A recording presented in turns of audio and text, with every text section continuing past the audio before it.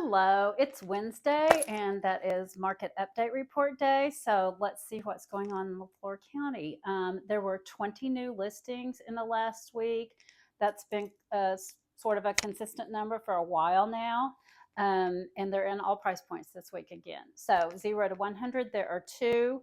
1 to 200, there were seven. 2 to 300, there were four. So that's 613 in the 300 and under, which is where the majority of the inventory needs to be because that's where a lot of our buyers are in our market.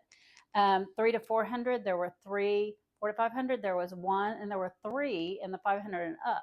So what I just said is not to say there aren't buyers in the 300 and up. They're just not as many as there are in the 300 and under. So that makes sense in a rural community. Pending, there were 11 that went pending this week. One in the 0 to 100, three in the 1 to 200, two in the 2 to 300, nothing in the 3 to 400, three in the 4 to 500. See, there are bars there, and two in the 500 and up. So we had lots of pending activity in almost all the price points as well. Closed, there were 10 that had closed, none in the 1 to 200 or 0 to 100. There were seven in the 1 to 200, one in the 2 to 300, and two in the 3 to 400. So when you add what went under contract and what closed, which is 21, that outpaced the new inventory.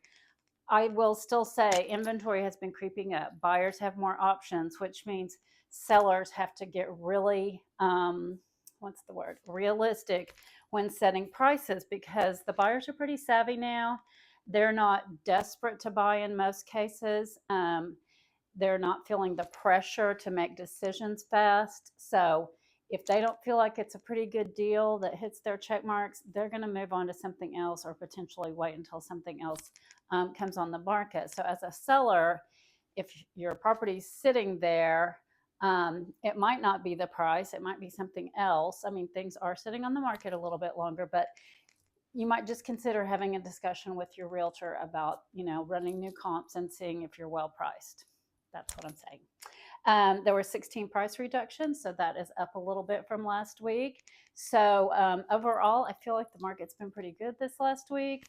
I put several things under contract. One thing I had multiple offers on, which that has not happened in a bit, and that's kind of fun and stressful, quite frankly.